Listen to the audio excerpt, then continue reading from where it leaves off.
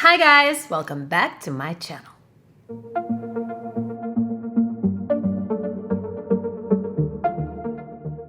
It's always been my opinion that actually any person could potentially be an actor, because what you need to be an actor really is just being human, because whoever you are, whatever you look like, there is a character that you could potentially play. And it always made me feel like it's a natural thing, that it's something that anyone could do naturally. At the same time, one thing I think you have to have as an actor, which is mandatory, is empathy. Being empathetic is very, very important in acting, because you have to be able to feel for the character, right? And in order to understand this person really and to deeply feel for them and to emotionally connect with the plot of the story, you have to be empathetic. That's the one thing I feel like you need as an actor.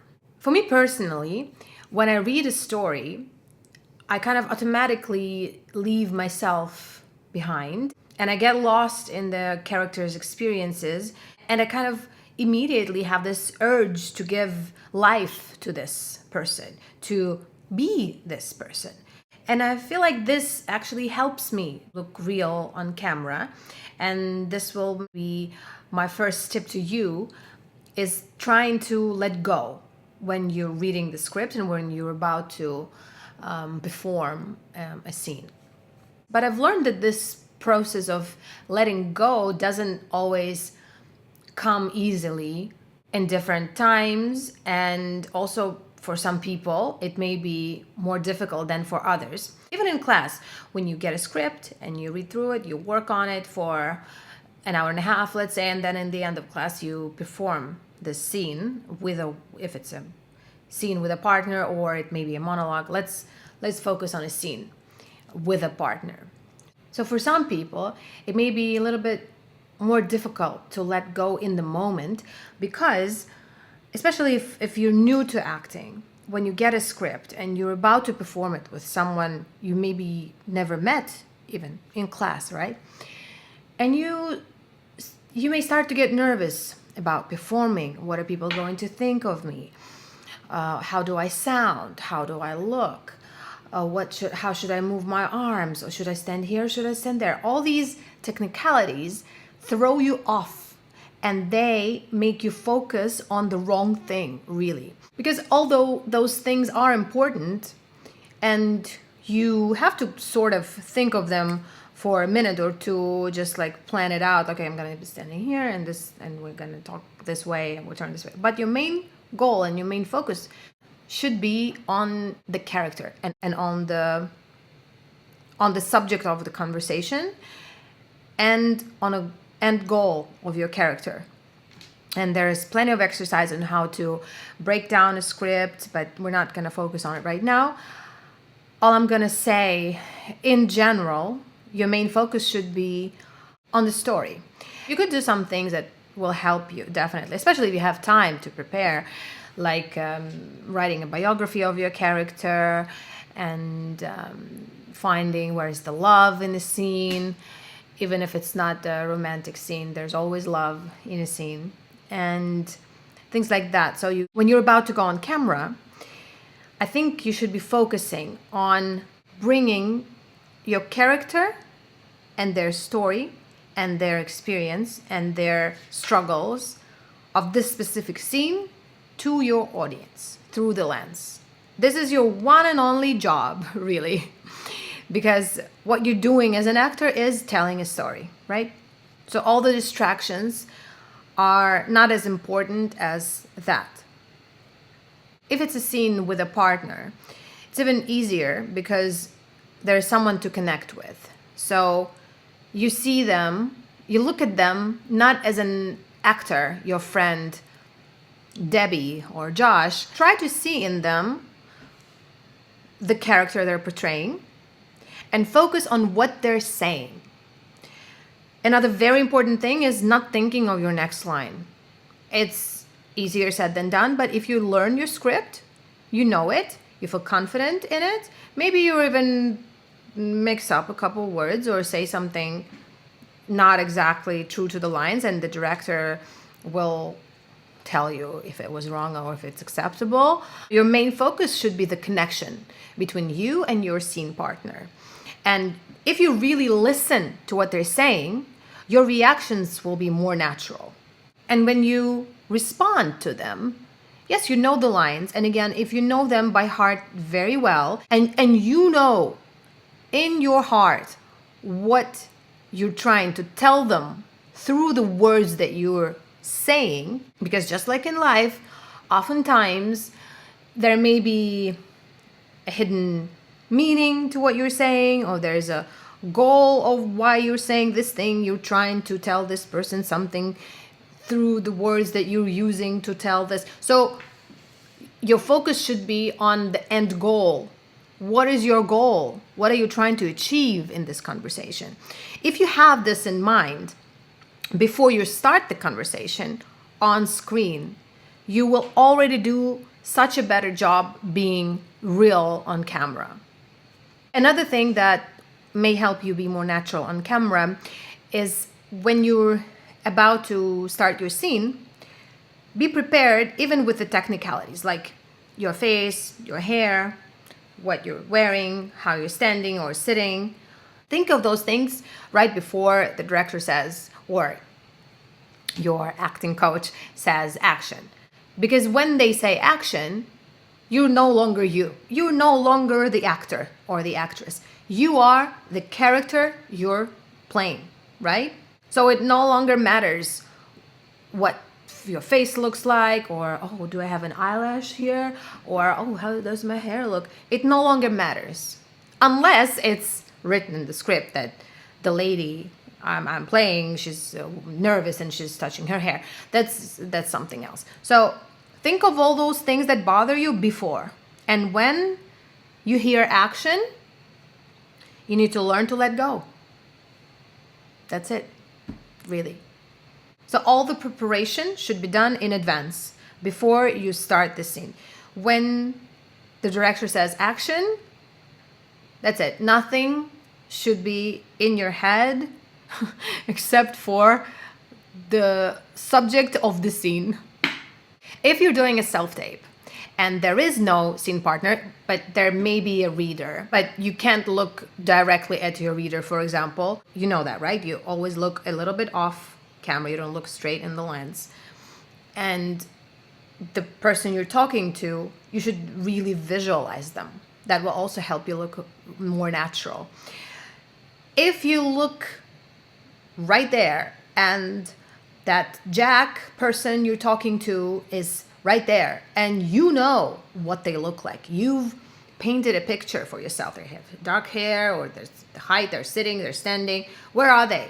What do they look like? What are they wearing? All these things, you should think of them in advance. You should plan it out.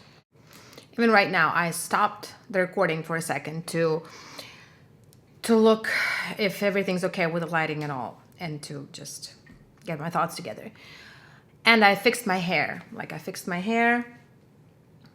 Kind of looked at myself and just sat down. And now when I press record, I'm going to forget about it. I'm not going to talk to you guys and, oh, what do I look like? Do I sit upright? No, I'm not going to do that. I should come ready, right? Okay, so moving on. If you have the person right in front of you and you're really talking to them, you're trying to get your point across, you're determined, or you are crying and you're devastated, you're internalize your feelings, and that person is talking to you, standing and looking at you, and you're here like a little bit more in your thoughts, then be in your thoughts. You know, don't just say the words and not mean them. That's the important thing. You should mean what you're saying. If you mean what you're saying, the feeling will come, because you're a human being, you're alive, and you feel the feelings, right? You do that in your daily life, and it's just exactly the same thing on camera. As for the feeling, you can kind of plan it out in advance. When you work on the script, you get an idea, right, of what the feeling here may be The primary feeling may be anger, but also, so I feel like it's never just one feeling, just like in life, right? Usually if you're angry, you're at the same time scared because you're angry, but that person's not understanding you, and you're afraid that they will never understand you, and then something will happen, and what are you gonna do then? So usually it's a mix of feelings, mixed emotions, right? So if we talk about planning in advance, what I usually do is maybe just think of it in advance. Okay, this character is probably the main emotion that's right there is, let's say, anger. But then when the director says action, I let go of all the planning and then I just go with it. And usually the best work comes out unexpectedly. If you let go, and it's self-tape, and you're talking, you're responding to your reader, you're looking at, maybe your reader is here, but the person is here. Well, ideally, the reader should be there, but let's say you're imagining the person you're talking to. Then go with the flow. React to what they're saying and let the feeling be produced not from your thoughts of the way I should be feeling in this moment, but from what you hear that other person just said to you. React and you'll be just fine because the feelings will arise. If it's a monologue, it's the same thing, really. You're speaking your lines and let yourself have the freedom of not having every word planned out in advance. Give yourself the freedom of feel something in the moment that's not planned out. For example, I did a monologue from The Wolf of Wall Street, right? And every single time I did it again, I felt differently and it came out differently because the thoughts I had while I was saying my lines, they were different. For example, I say the line, "It's up to each and every one of you, my highly trained strat knights, my warriors, my killers." Like, one time I was saying it thinking, you dumb,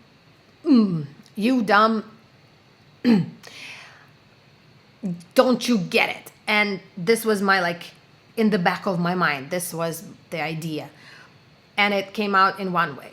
Then another time I did it, I was thinking, guys, come on, I depend on you as well. I need you to work. Guys, come on, you have to get it. You will be rich. And then it came out differently, right? It was like, my highly trained strat knights, my killers who will not take no for an answer. It was like much lighter, right? So you could do your monologue a million different ways depending on how you feel in the moment. So I suggest you leave yourself that freedom in the moment. Make sure you don't plan everything in advance. And when it comes to feelings, the most important thing, and it's especially important when you need to cry on cue. If you start thinking of the feeling that you have to portray, like, I have to be very sad because I have to cry, then you're going to be pushing it and it's never going to come. It's not going to work. Same thing with anger. You're going to be like, I'm so angry. Why don't you understand? I'm so angry. It's going to look fake, right? Don't think of a feeling. Think of what you're trying to achieve and what you're trying to say and of the point you're trying to get across. If you'll be authentic to yourself in sense of your character, you're authentic to your character, you're authentic to your lines, what you're saying, and you're authentic to the moment, meaning you're being recorded, but the moment is a story of your character. If you're authentic to all those things, you're gonna look authentic on camera. All of this may be easier said than done, but I actually believe, truly I believe, that it may be easily done if you trust yourself, if you trust your gut. So my last advice in this sense, and it helps me a lot, especially on sets when it's a busy set and a lot of things are happening and all of a sudden you hear action and you have to be in that moment. What helps me is telling myself I know what I'm doing. Somehow this phrase is a magical phrase for me. It saved me big time on the film I've recently done, and because I was very, very distracted by everything that was going on in the room. And when the camera was right here, oh my gosh, it is intimidating, even if you have experience.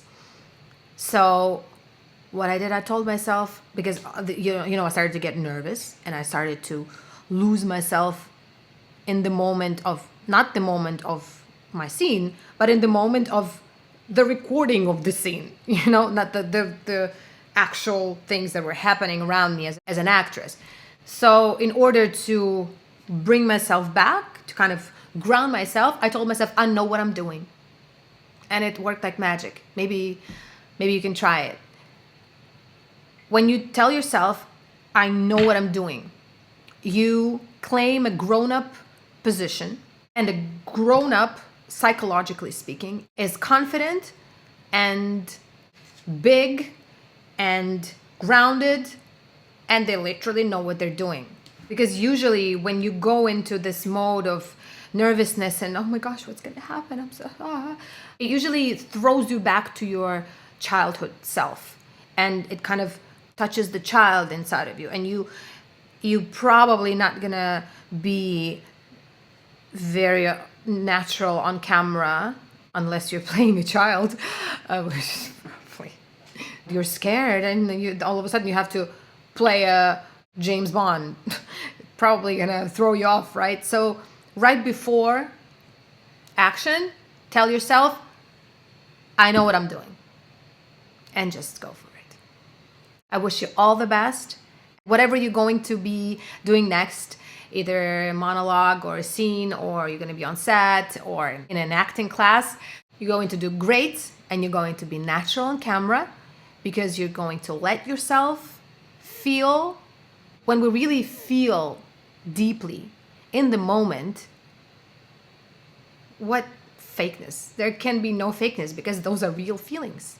Your real feelings. Also known as your character's real feelings. Good luck and all the best. See you in my next video. Bye.